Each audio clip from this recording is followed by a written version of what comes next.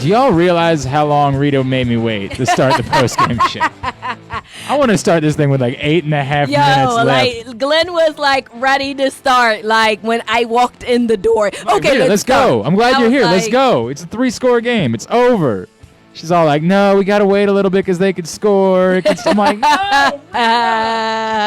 Let's do it already. God. All right, well, J.K. Dobbins just scored. I'm ready to start the show. Over. It's over. I'm ready to start the show now. Over. The Ravens win. A long national nightmare is over. They'll improve to 7-5 by beating the Cowboys tonight. Hi. It's the Project Game Day postgame show. I'm Glenn Clark. She's the NFL chick, Syreeta Hubbard. Yeah. We're in the Chesapeake Employers Insurance Studio press box.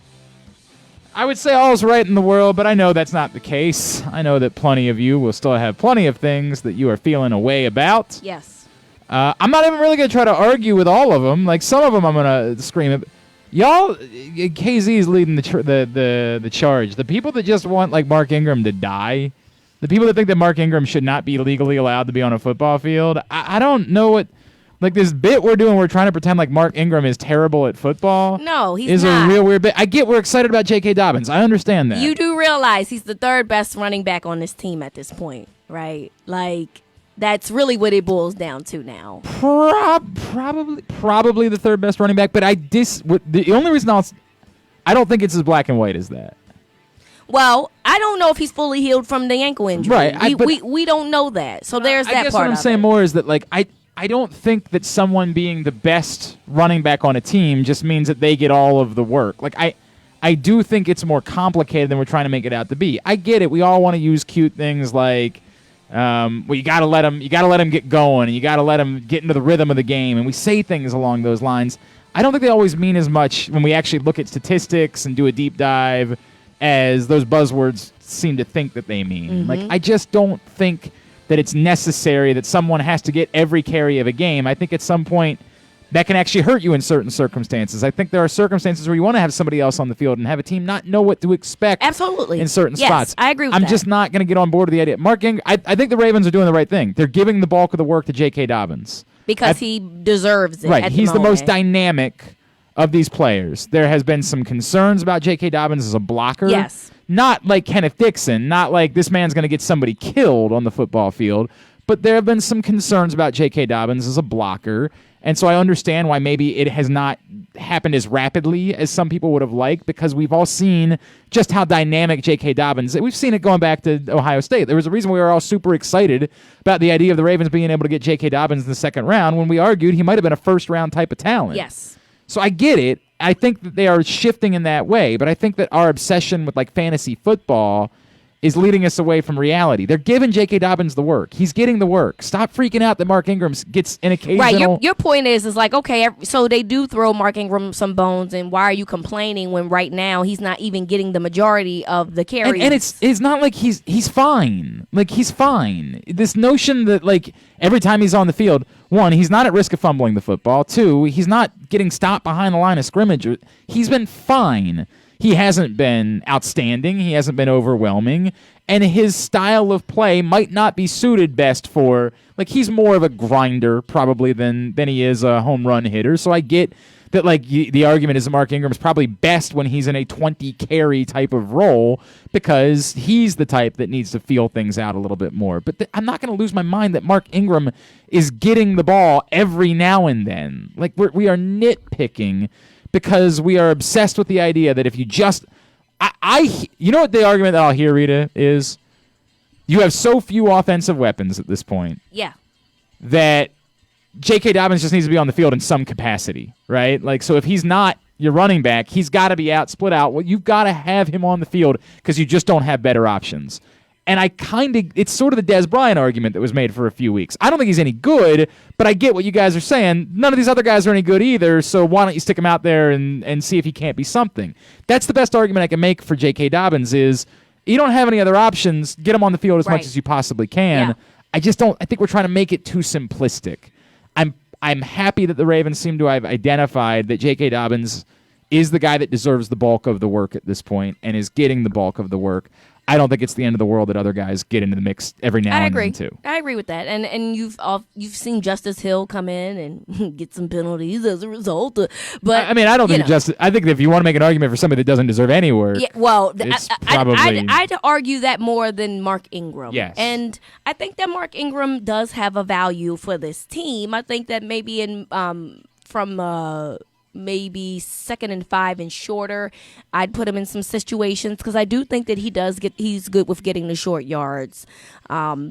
I don't have a problem with Ingram being in because, like you said, I don't think he's the guy anymore. I think that it's obvious that J.K. and Gus are the guys that are going to get the bulk of the carries, and then they'll mix Mark Ingram in, when they see fit. By the way, he ran for 5 yards a carry tonight. Who, Mark Ingram? Yeah. I'm not trying to be over. But that's a good problem to have on this football team because you have so many guys that are really good at running the football, and the one that you might consider to be the weakest link, and I'm not even talking about Justice Hill because I don't even think a lot of us acknowledge Justice Hill, is that guy can still average good yards per game when he's in the football game. So it's a good problem to have.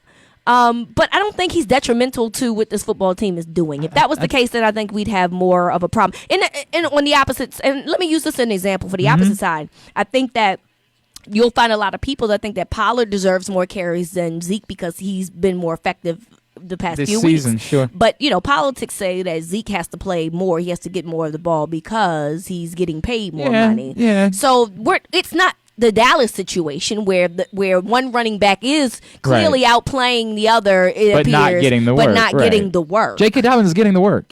He's getting the most work of the guys at this point. I'm fine with that. I'm okay with it. I don't think you're going to have to come up with the example of a team that's much better suited to not let any of their other running backs touch the ball.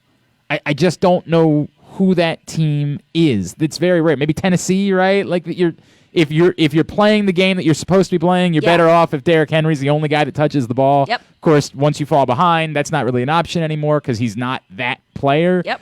I don't think that those teams exist where you're best suited to have one guy on the field. Occasionally, other guys get on the field, and they're fine. So that was one that was weird to me tonight as far as complaints go. We'll get to your comments here in a second. I appreciate those of you that are checking in already.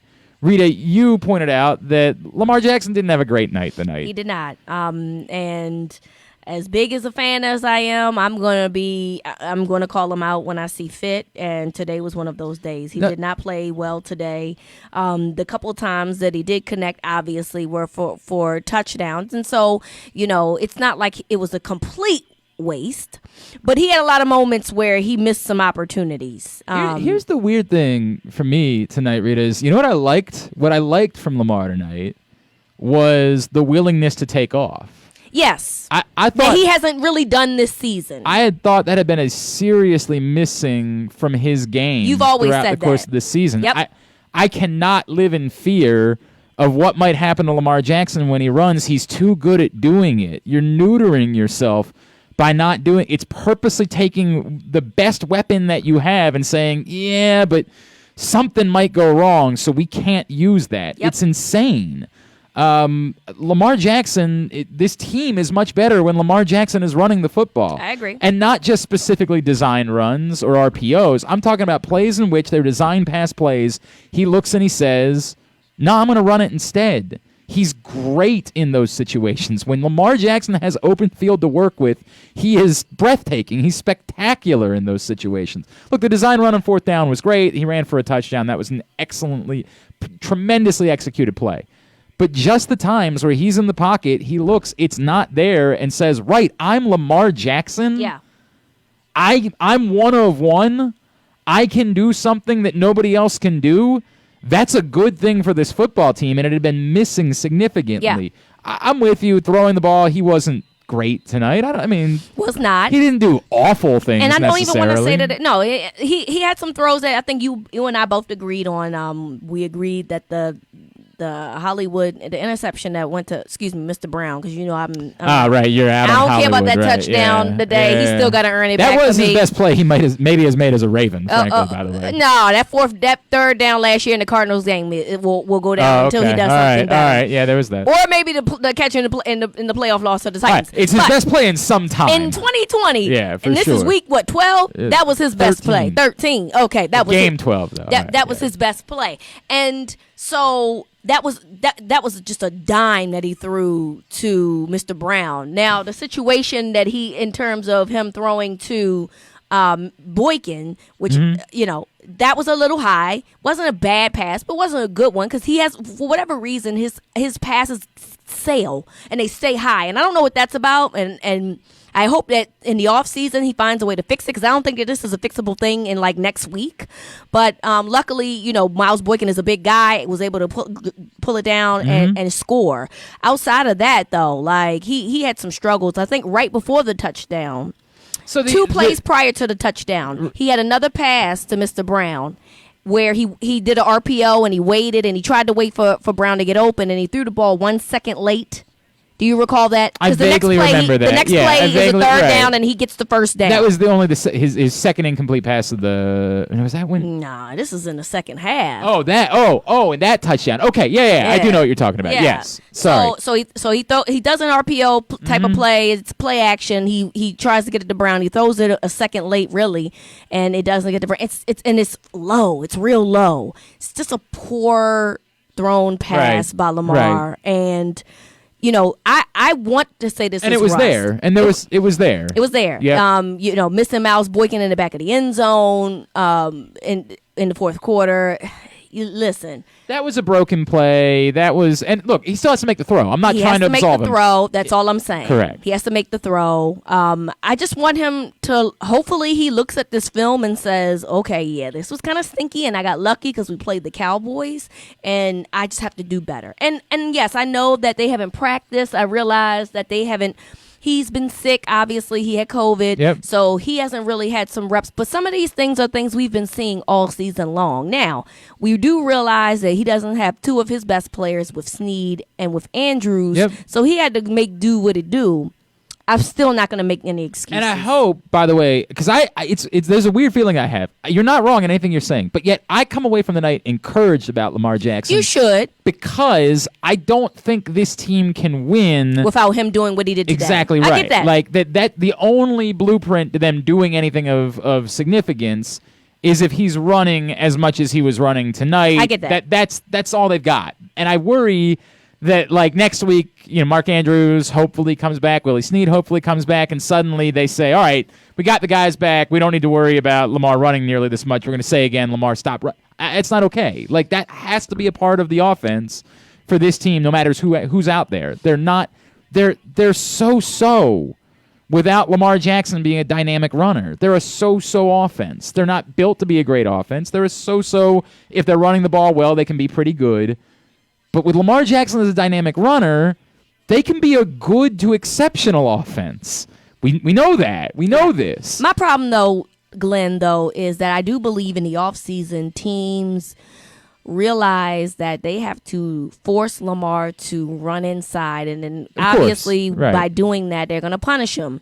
So the outside is not there for him anymore. And I think that that's where my concerns lie, because if you want him to run in between the tackles, well, now there's an opportunity for somebody to say, I'm gonna blow this dude I out. agree. I think specifically on broken plays, I still trust Lamar's ability to know when to get down, to know when the play's over. It's just not there. Like, I'm still a believer in what he's capable of doing on those types of the broken plays specifically, or the ones where he's got some protection, where he's got time, and the field is just opening up because the receivers are all I'm cool with those that. are the types of plays. I think that alone is the biggest difference that I saw tonight from the Ravens early in the season. Is on those plays, he was far more willing to say, I don't have to wait in the pocket and let somebody come open that just might never come open because we just don't have those guys.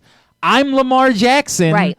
I should take off. It's a good thing for my team when Lamar Jackson has the ball in his hands. And there's two reasons why that probably played really well for him tonight. One, the fact that he was sick, and the fact that he only had a couple of days of practice. In a way, like, you sort of revert back to, like, intrinsically who you are in those moments, right? Right. Like, so it's like, all right, I'm not really able to kind of get these reps in with these guys, and these are not all my guys, right? So it might make... I mean, who knows? If he might have met Luke Wilson 2 days ago. Right, exactly, exactly. Because when Luke Wilson was signed, he was on the COVID list. So there's that part. And then the part that the Dallas defense is last in run defense. So it allowed him to be that guy because they can't do anything about it because they're not good on that end of the football anyway. So I think that those two things allowed him to be old Lamar. I don't know if that's something we'll see going down the line because, like I said to you some few weeks earlier, I do believe that either him or them, somebody believes that he should be trying to throw the football more. So I agree with you that when plays break down, maybe you should, at that point, hey, I'm Lamar Jackson. I can make things happen. But I also understand that they want him to try to develop into a guy that can wait for guys to get open. And I don't know if you can have it both ways because, like you said, what made him so special last year was the ability to do that when things weren't available. Correct. So it'll be interesting to see how this goes down the road. I think if you built the team to do that and you would try to do that coming into the season, that's a whole different thing. You are who you are at this point. Yeah. Like, they're not going to be all that good without Lamar Jackson as a dynamic runner. He was dynamic tonight. That was great to see. Hey, M&T Bank is giving you the chance to show off your fandom in your Ravens swag and test your Ravens trivia knowledge in the M&T Bank Hunt for Purple scavenger hunt. Visit huntforpurple.com for the opportunity to win some awesome prizes. All right, to the comments we go. This is the Project Game Day post-game show from the Chesapeake Employers Insurance Studio. KZ, I love you guys. Survive in advance. Dobbins scored. Rejoice. It's late nighty-night. LOL. And then he follows it up. The offense just works better with Gus and JK, period. They break more tackles. Ingram is the third best running back. And he got the third most carries. Like, this is the... we're talking about, I agree. Of the three right now, I think he has the third most to offer. Right. But I don't think that's nothing. And when you say, like, he can't be on the field, it's because he has nothing. I think he has something to offer. Maybe not quite as much as the other guys. And so I'm good with the idea that the other guys get more work. I like that. I think that's the way this is supposed to work. Mm-hmm. I think it worked. I agree. From T-Bone, the Ravens just hung a 34 on the Cowboys. What is everybody worried about? I mean, if I told you 3.5 hours ago the Ravens were going to beat Dallas by 3 scores easily, everybody would say, of course they would. I mean, I think a lot of people were confident coming into this game, but just because the Cowboys are terrible. Yeah, I think the Cowboys on defense aren't good. I think we needed to see the Ravens just kind of remind us they're still the Ravens. Like, get some guys back onto the field, look representative again. They looked representative. They didn't look like world beaters. The bit where everybody wants to keep saying, hey, against a better team, they might have been in trouble tonight. They might have been. They might very well have been in trouble. Luckily for them, they didn't play. Correct. But you know what? The better team, they played against a better team, well, by record last week. And did you say the same, literally say the same thing? I'm sure you probably said if Lamar played, this was potentially a different ball game. So, you know, the NFL is just weird like that anyway. Do they need to be better next week against the Cleveland Browns? Yeah, they need to be better. Absolutely. 100%. Particularly when you see what the Browns did to the Titans on Sunday. But ultimately, this is a week-to-week league, and only certain teams consistently play at high levels. Even the Chiefs had problems with the Broncos on Sunday night. That's just how it goes. So it is what it is. I want to, before you get to your next comment, there's some Sarah Ellison tweeted something, and it reminded me of something. What you Sarah, said. who used to work for the Ravens. Does she still not?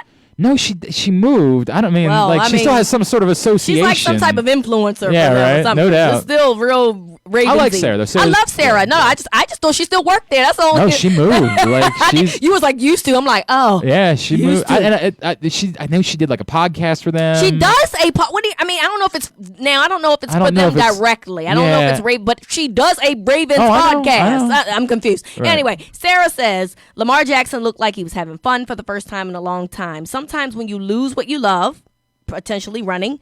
It helps you hit the reset button. And I think she might also be alluding to just not being able to play because of COVID. You know what I mean? Yes, like losing what right. you love. And so, but also him being in the element of running the ball, like you said, that we haven't really seen him do a ton this season, did make him look a little bit more like he was enjoying himself as opposed to Rita, his past. I've always thought this was a tricky conversation to have because if you say Lamar needs to run more, there's somebody who wants to say what you don't think he can throw. And that's not what you're saying. What I'm saying is Lamar is one of one when he's doing this. Yep. When he is a dynamic runner, there is no one that is as dynamic as that also has the ability to throw the football well. He can throw the ball well. Why you would try to make him something else? Why you would ever say, but we'd rather him be this other thing? It's not a question to me of whether or not he's capable of being that other thing.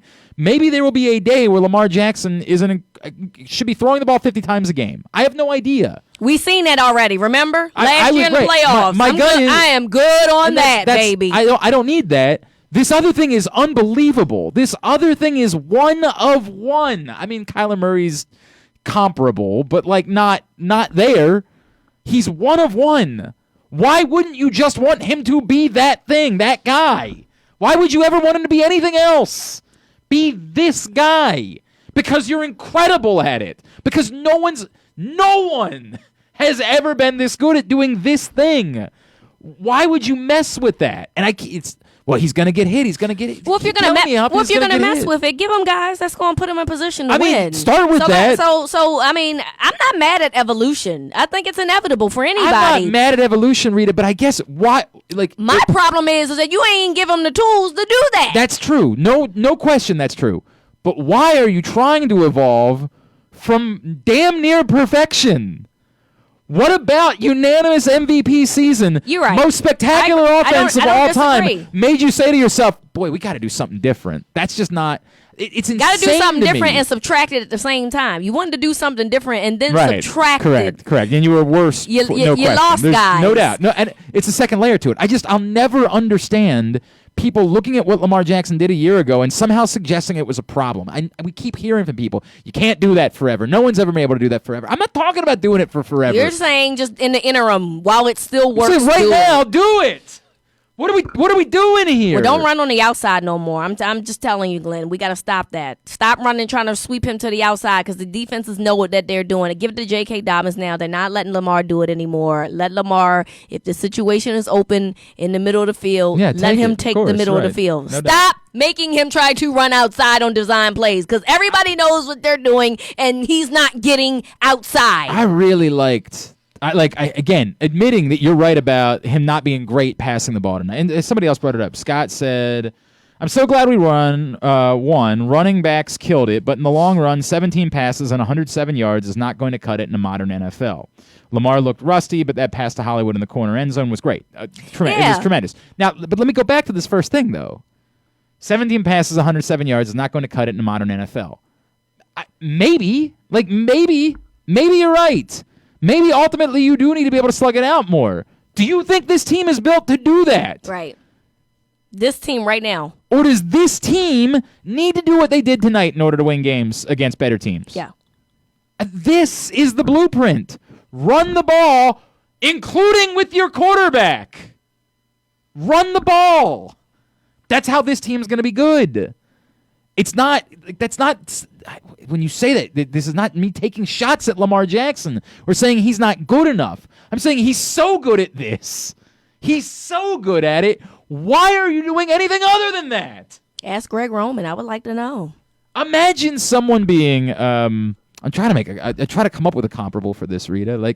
Imagine someone being you're sort of a baseball fan, right? Yes, I'm an Orioles fan. Imagine, fair, right? Yeah. Imagine someone saying Tony Gwynn was a hit machine. Well, I know, right? I obviously know who Tony Gwynn is. Tony Gwynn was a singles hitter. He was a hit machine, and somebody saying, "God, I know he's hitting damn near 400, but he's just not a power hitter. So we got to tell him to go back and completely change everything about himself this offseason and just swing for the fences because, this just isn't going to cut it in modern baseball." This is nuts. Yeah. This is nuts that we are attempted to fix a problem that didn't exist. Well, yes, and I agree with you to the fact.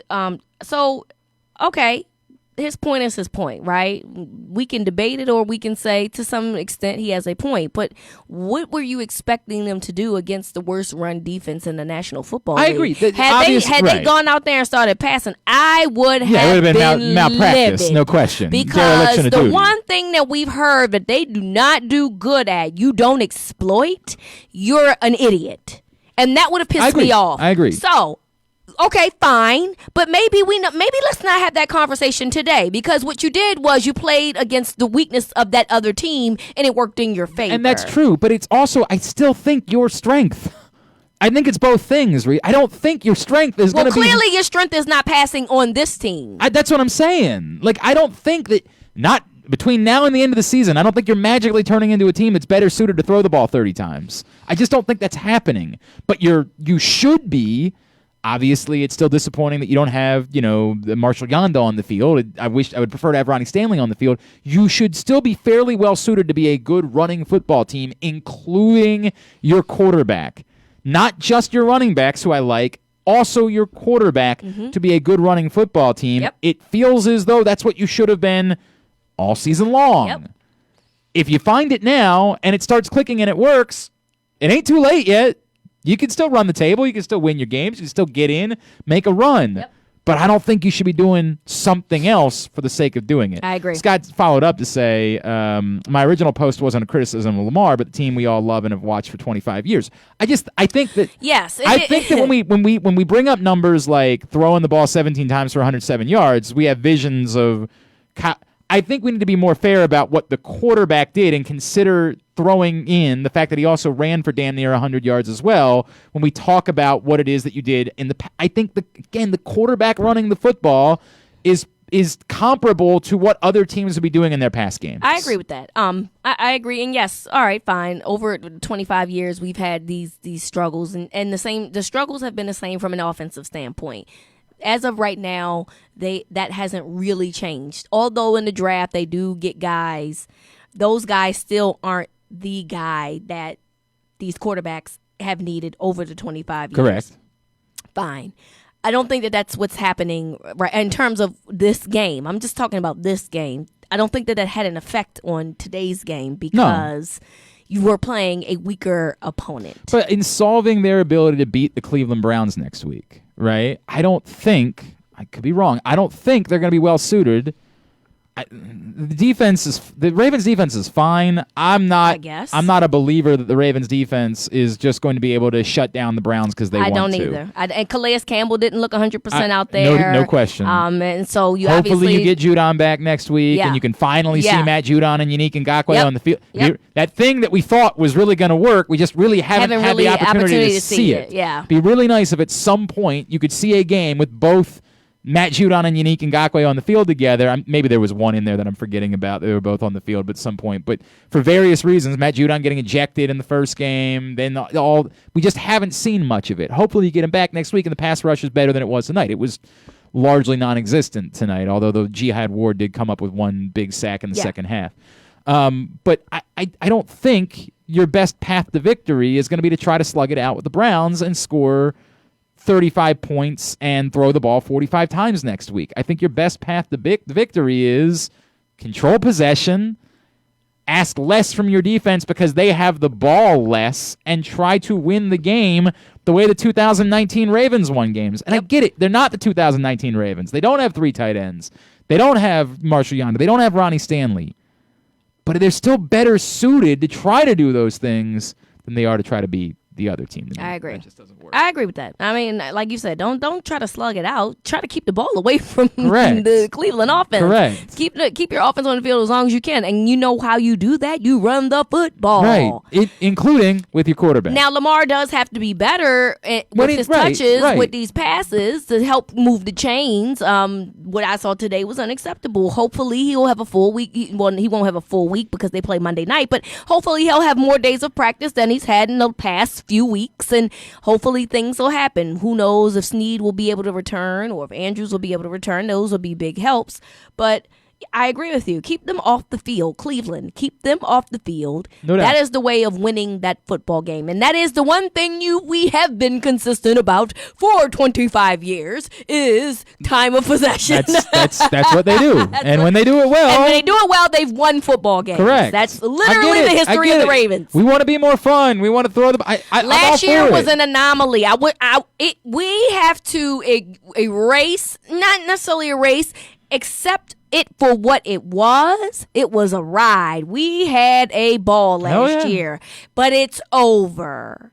That is not going to happen this year, and who knows if it's going to happen next year. And until it does, you have to view 2019 as an anomaly. That is literally what you have to do until this organization puts things in place to show you that they're working on being more consistent to be that team than what they are now. Project Game Day postgame show is also brought to you by the U.S. Army. From Jeff, I'm not worried about our offense for next week as long as we play turnover free. The Ravens really need to find a way to slow down the Browns' running game.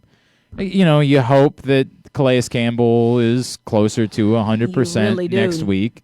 You know, that's what they do, right? The Browns are at their best, clearly, with those two backs. Everything is built off of their ability to run. And you know, I'm not trying to say that to take away. Baker Mayfield looked tremendous the other day, but they are a better football team because they have those two dudes and they're able to run the ball and build everything off of that. They also have a Jarvis Landry. Yes, correct. They also have an Njoku, right? Which I love Mark Andrews, but Mark Andrews is now a one-man army essentially in the tight end department. Essentially, correct.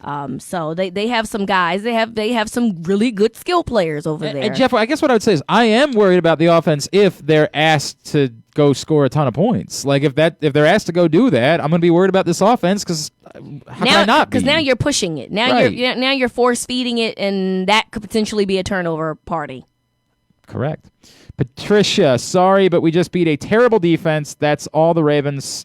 That's all the Ravens still are not impressive. That's fine. I mean, okay. I mean, like they still have.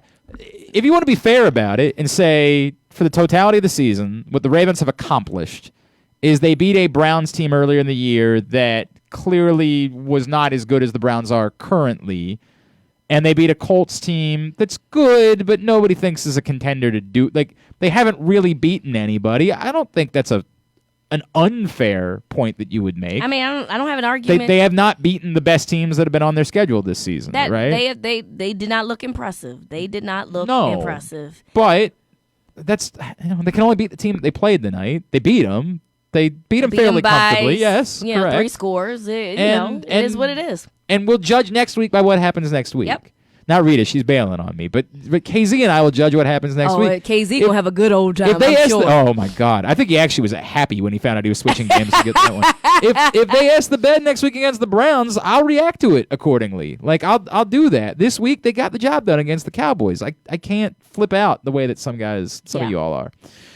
John Colson. So win 34-17, and comments are primarily complaints. John, you've been doing this long enough to know that's the. John. If we ain't complaining, we ain't trying. That's the way that it works around here. Jonathan, who is the quarterback's coach? Seems Lamar is not progressing with his passes, underthrows, high passes, and that sidearm stuff. Do you agree? I don't have a problem with the sidearms because, ironically, those be the ones that are accurate. Some of them. There are times where the sidearms there was the one out and he was throwing across his body to the left. Well, yeah, Glenny's throwing across his body. I mean, I don't know what you want from that. I would maybe step into that throw is what I would try to do. I don't really want him to throw across his body. Period. I guess is my point. While I hear you, what I would say is try to get yourself in a better throwing stance than to throw the ball. And I can't remember which game it was that he bounced it, 3 yards in front of the receiver when he's trying to throw out to the left side. I think if he's ever going to become a better passer outside the numbers, it's really hard to both be a sidearm quarterback and be a really good outside the numbers passer. I guess Matt Stafford is the one example of a guy that we've seen that has been fairly good both sidearm and outside the numbers, but that's one of one, right? Matt Leinart was not. It's tough. It's tough to do that and throw it. Now in the middle of the field, sure. I mean, you can do that type of stuff. Yeah. And so I only get mad about it in situations where it's wildly unnecessary. Like, you don't have to go to that. Why are we going to that right here? His ability to do it in some situations is a strength, right? That other guys don't have. As far as some of the other stuff, yeah, I mean, some of his throws are flat out bad. There's no question. And look, Glenn, like, also, I think that we continue to forget that we're in a pandemic. I think we continue to forget that because correct me if I'm wrong here. I don't think the league wanted guys getting together before training camp to practice because of COVID. I don't know how much he's been able to do in the off season. We do know that some guys did go down there in Florida. Yeah, correct. But they weren't really able to do things that maybe they could do in previous years. A normal off season. So I'm not really surprised that things haven't looked the best because I don't think he probably has had as many reps as he could have in the summertime or in the springtime. I mean, that's just kind of what I think happened here. To me, it's coupled with I also at times this season have been utterly puzzled by what it is they've wanted Lamar Jackson to do. Well, that too, right? But I do think I think it's very hard to work on your craft when you got a whole pandemic going on. That's all I'm saying. It's like he probably does need work, and he probably acknowledged that, and that probably was on the plan. And then literally COVID happened, and for a minute things probably got paused for a minute. You know, things did shut down. I know you guys forgot, but things did shut down. Yep. So maybe he wasn't able to fully get the reps with whoever his coach is the way he would have liked. I mean, that's the only thing I can really come up with because it is some things that's like, okay, what's happening here? These passes being high, the pass in the Titans game to Mark Andrews reminded me of the pass to Boykin, but it obviously worked in Boykin's favor. This time he went up and got the ball and was able to score the touchdown, but he's done it too many times, and it does look like the lack of touch is just like he hasn't done it enough. So I feel a couple of ways when we have these conversations, right? Like the first thing I say is yes, it would be nice to have better players on the field with him, right? Like I start with that. Secondarily, you're not wrong in your criticism. There are just a lot of puzzling throws. But third, I have often wondered since this all started if we didn't have to accept it's going to be part of the Lamar Jackson experience. Not that you don't want it fixed or that you push to try to get it fixed. It's not that. It's that to some point that might kind of be part of who he is. There will be erratic throws. Yes. And that some of the trade-off for that is he also has a skill set that no one else can match. Brett Favre threw the ball to the other team a lot. Yes, he threw the ball to the other team. But you dealt with that because he also threw touchdowns. Exactly right. He would throw these breathtaking, unbelievable rainbow passes down the field to Robert Brooks and Antonio Freeman, and you would say to yourself, my God, nobody else can do that. And so you'd live with the fact there are holes in his game. I can live with it if you understand this is what you've got in Lamar Jackson. Work around it. I think play to your strengths. I agree with that. And I still want him to improve, by the way. And let me also add that Lamar is a kid that has always had high work ethic. That was the one thing that Bobby Petrino was very high on him for. He told him that he needed to work on things, and he did those things.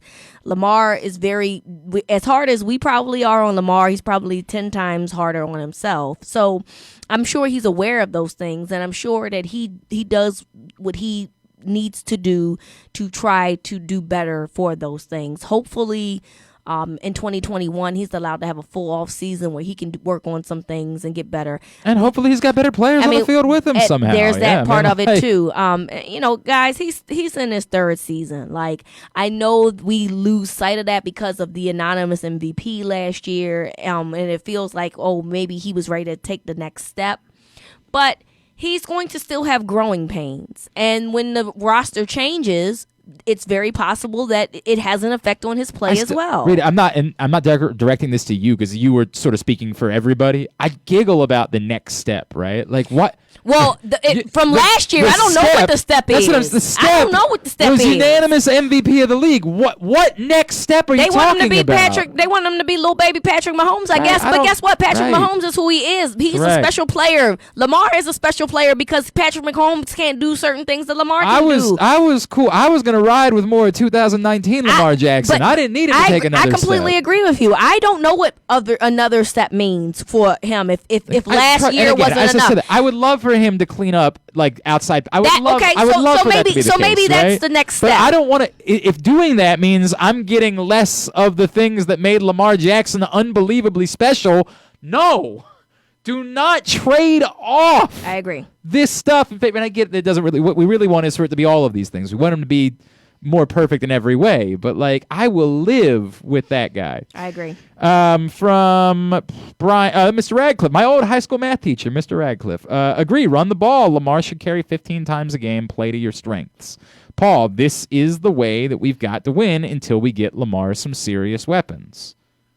He's right. I don't really disagree with that. I've been trying. I don't. But Rita, I got to tell you, even if you get better weapons, right? I still don't know why you would purposely say, stop having Lamar run the ball. I'll never understand that world. This hypothetical he might get hurt thing that all of the math has said, you are at no more risk as a running quarterback than you are as a pocket passer. The more significant injuries happen to pocket passers that hang in the pocket to the last second, trying to wait to see a receiver come open. We've got all of the data. Why are we still hung up on this? Let the man run. I agree. He's really good at it. Just don't let him run outside, baby. I said what I said. Don't let him run out. These outside sweeps ain't working no more. I don't want to see it no more. Give it to JK. Give it to JK and move forward. Because Lamar outside, they sniffing it out like a dog. Stop it. I'm fine with that. But everything else I'm good with, Glenn. I'm talking specifically about whoever is hearing us. The drop back passing. The drop back pass plays. I agree. When it's there. I'm talking the designed outside plays. Stop it. Right. I've had enough. Right. Everybody knows what you're doing. Right. Stop. I hear you. Project Game Day postgame also brought to you by Wise Markets. Quickly, Troy, that was an interesting game, Glenn and Rita, but we need to talk about the Miles Boykin sighting tonight. Hey, I'm happy to see Miles Boykin make a play. Me too. May there be more of them in the future. And I'm sure at some point when you and Glenn come in, Glenn will have you and Glenn. Kyle, yeah, I'm Glenn. Not you and Kyle. Yeah. No, KZ. Excuse me. Oh, right. When you and KZ are here, KZ will have the opportunity to talk about, because I tweeted like, "Hello, Miles Boykin," and literally the series before the touchdown, I noticed that they were giving him a lot of cushion, and I was just like, I hope somebody like sees this. I'm gonna be honest, Glenn, I don't pay a ton of attention to Miles Boykin because he's not necessarily in every right. play. So when he's in, sometimes I just don't recognize that he's in the game. But I had noticed that the Cowboys defender was literally giving him about 8 or 9 yards, and I was just like, okay, I hope somebody sees this and dials something up. And KZ made the comment like, no, he always gets that's the scheme, and I'm like, okay, because KZ loves hating on the scheme, which I'm not mad because he does make some valid points, but. Luckily, in the next series, somebody saw the opportunity and they took advantage. So you do hope that Miles Boykin can get some. If they're going to play him off 9 yards. Yeah, there should be something there. I'm with you. Slant something. Right. Try something. Take advantage of it. Drag them something. I mean, they did that with Dez a couple weeks ago. Yes. That's exactly what they did. When they were playing that far off Dez, they looked and they said, all right, well, we'll take the 5 yards. Yep. You want to give us five free yards? That's a run play. Hey. By all means. Take it. We'll take that. Yep. Let us have 5 yards all the way down the field. So let Miles Boykin get his little 5 yards in. The Patriots won 6 Super Bowls out of being that boring Dink and dunk. Correct. Whatever you want to give us, by all means. Dink and dunk. That's all they cared about. We will be the most boring, unimaginative team in the history of football to the tune of 6 Super Bowl titles. By all means, let's do that. And in a minute and a half right here, we'll come back in. We'll get you ready for Cleveland next week. Project Game Day postgame show from the Chesapeake Employers Insurance Studio. Glory Days Grill Fall/Winter seasonal menu is now available for dine-in, dine-out, on the patio, or to go. It's a new season, so enjoy new flavors. Try their new shrimp appetizers, homemade meatloaf, impossible cheesesteaks, and more. They're open from 11 a.m. to 9 p.m. every day. Visit GloryDaysGrill.com for a location near you. From the Glory Days Grill family, stay healthy and positive during this challenging time in our community. Looking to get one up on the competition? Supercharge your computer skills. CCBC has classes at all levels from beginner to expert coder. Explore Microsoft Office, gaming, or even ethical hacker. Maybe hardware is your gig. Become A+ certified. All tuition free if you qualify. Call 443-840-4700 or visit ccbcmd.edu/quickreg. With Wise Market's lowest price guarantee, we guarantee the lowest price in the area. If a local competitor advertises any of our tagged lowest price guarantee items at a lower price, we'll give you double the difference with purchase. Eat better, spend less, that's Wise. Calling all Ravens fans. Are you always casually rocking purple no matter what day of the week it is? Are you a Ravens trivia master? Well, at M&T Bank, we're big fans of the Ravens flock, and our purple pride runs deep. That's why we're giving you the chance to show off your Ravens flock fandom and test your Ravens trivia knowledge in the M&T Bank Hunt for Purple scavenger hunt. Make sure you don't miss out. Visit huntforpurple.com for the opportunity to win some awesome prizes. That's the M&T Bank Hunt for Purple scavenger hunt, huntforpurple.com. If you're looking to make an impact, there's no better place to do that than the U.S. Army. Whether your goal is to fight and cure deadly diseases, develop technologies, or seek adventures across the globe, the Army is where all of that can happen, and so much more. The Army is a team of 1 million individuals working together to take on the most complex problems in the nation and the world, and to win. Ask yourself, what's your warrior? Go to army.com/Baltimore to find out. To learn more, contact your local Army recruiter and find us on social media at U.S. Army Baltimore. All right, back in here. Reed and I were doing a completely different show during the commercials. We were doing a different show. There will be weeks that we might be doing that show. So we're doing a different one. Ravens win 34-17. They beat the Cowboys. They're 7-5. All right, Browns next week. Rita, you're bailing on me. Yes, thank God. That might be a bloodbath. Before the game, I need y'all to come to Looney's Perry Hall. I need y'all to post up Looney's Perry Hall, 6:30 to 8:30. Michael McCrary's going to be there. I need you to come out. I'll be there. Kyle's going to be there. Drew Forrester's going to be there. We're going to have a whole crew.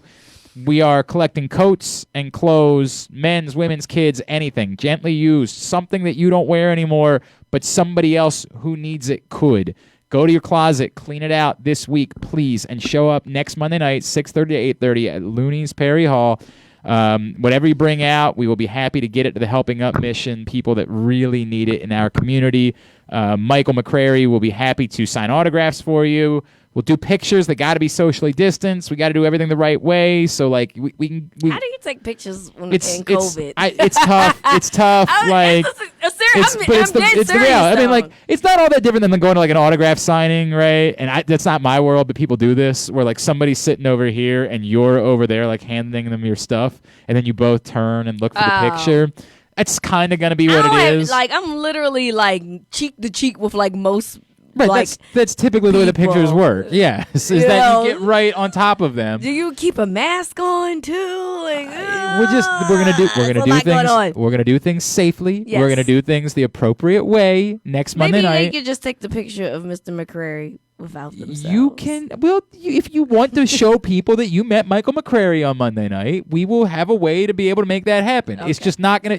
You're not gonna be able to hug. No hugs, no touching. No hugs. That's out. We're doing what we can do, man. It's 2020. This is where we are. Yes. So Michael McCrary, Monday night, 6:30, 8:30, Looney's Perry Hall. Please bring out your coats, bring out your clothes, anything, gloves, hats, whatever.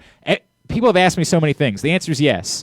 I've had people drop off luggage. Yep, they can use it. I've had people drop. I got some luggage I can give away. Please, stuffed animals. Yeah, by all means. These people have kids that they need to be. The people we're talking about literally might not have the means to provide any sort of gift this holiday to their families. Yeah. Again, if it's something that somebody else might want, sure, by all means. And again, like if you got like furniture, I can't really help you on that. Like you got to, take it to Craigslist or something. But I'm talking about the type of stuff that I need clothes, I need all of it next Monday night, Looney's Perry Hall before the game. What's your feel for next Monday night? I don't feel good about it. I mean, I think what I feel determines on who's playing. I think that if they can get Snead back, and hopefully if they can get Andrews back, maybe this game can somehow swing in the Ravens' favor. I say that because divisional games are never easy. And I think that, yes, we know that the Browns right now are the better football team. I don't think that that's debatable. But I still think that divisional games are weird to account for. I mean, we literally saw that last week with the Steelers game. You had a dozen and a half guys out, and you covered Not sure how that happened, right? But the only thing I can come up with that is that those two teams know it's each the other nature- very well. The nature of the beast. And that's just the nature of the beast. So you go into a divisional game against the Browns, who you do know very well. They are playing high football.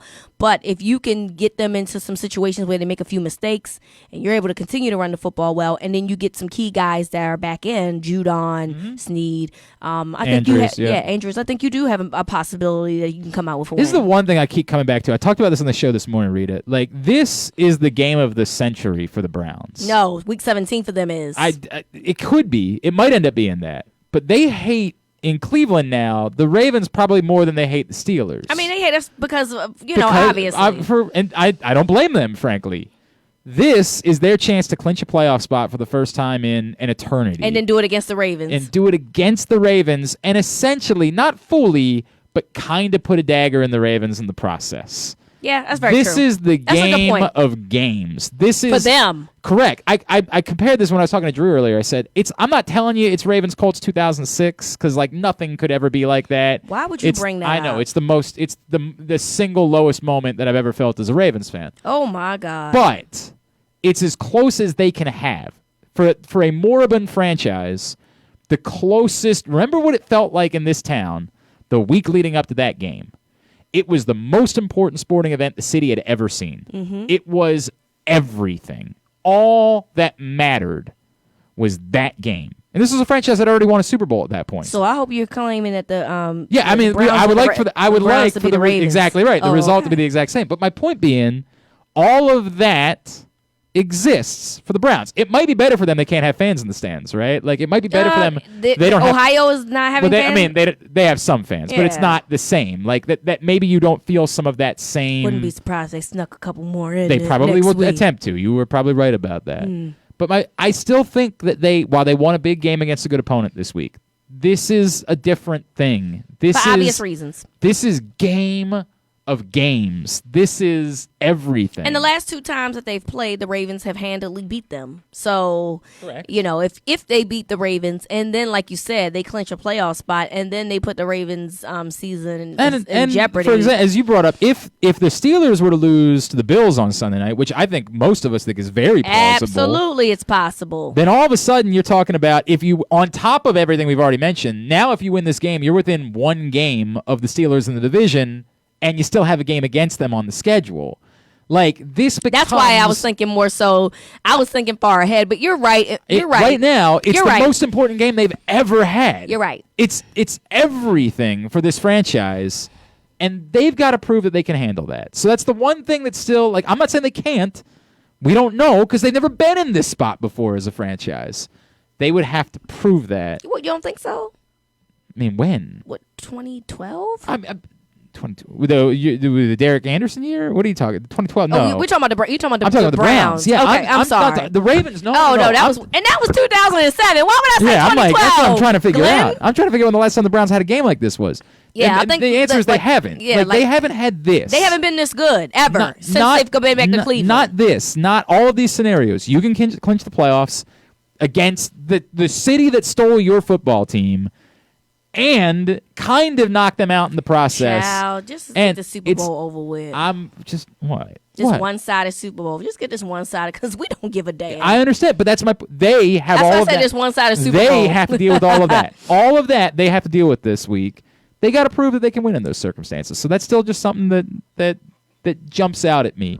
Is the enormity of that for them is something that they've never been through before. All I know is that the Browns was whooping on the Titans' ass at halftime at 31-7. Well, they tried to blow it. And then somehow I looked at the end of the final one of the score and it was 41-20. I mean, 41-35. They got real lucky that Adam Humphries dropped the football. There's no doubt. Brown's still going Brown. And I'm kind of saying the same thing, Rita. I'm just trying to drag it out a little They bit. are a better team. Obviously, they found a way to finish the not- football game. I'm just making the point that you went from 31-7 to 41-35. I mean, You're come still on. the Browns. You still until Browning proven out there. otherwise. Right. Exactly. All right. At the NFL Chick on Twitter. That's how you follow her. Yes. And at Gridiron Gals. And I would Exactly. like everybody to know that I picked the Washington football team to beat the Pittsburgh Steelers yesterday. It is on the podcast. It is on record. I picked them to cover, but I did not pick a win. I absolutely said this is the first loss that the Pittsburgh Steelers would have, and I'm just saying that because I do want you guys to listen. Well done. I said it. You'll be back in 2 weeks. I'll be back in 2 weeks. Next Monday night, me, KZ, with you for Project Game Day. He's gonna have a field day about Greg Roman. You can't wait. There's so many things. That we're gonna. He wants to go to war about Chris Moore. What about Chris Moore? What about him? He's done. I mean, like, leave us alone, KZ. But it's all right. I don't want to talk about it. You and I didn't really even talk about the Des Bryant thing. I talked about it a lot at halftime. Look, man. He sent out another tweet tonight saying he's not actually done. Oh, he changed his mind. He changed his mind. Of course he did. But I don't know. Man, and look, man. I be emotional too, man. I be in my feelings. Exactly but what I let me said tell y'all at something. I don't be tweeting my feelings out, okay? Because the streets don't be forgetting. Yes, correct. They remind you about it. They can try. Yes. You can try to delete them tweets all day, and then you be like, "Hey, y'all, I was just playing," and they're gonna be like, "Is this you?" Or they'll pull a this you on you real quick. They'll send it back to you a million times over the course. With the dish you is undefeated. So stop tweeting when you're emotional. Was it Chase Claypool said something about? He said losing. I don't know what that. Oh, guess who dug that tweet up? Correct. Yes, I did. Correct. Oh, correct. yes, I did. That's what we do. That's the way this works. You can't be doing all that till you win it all, baby. Can't do it all. Rita, love you. Thank you. See you guys tomorrow morning for Glenn Clark Radio 10 to noon. This has been the Project Game Day postgame show. Ravens win.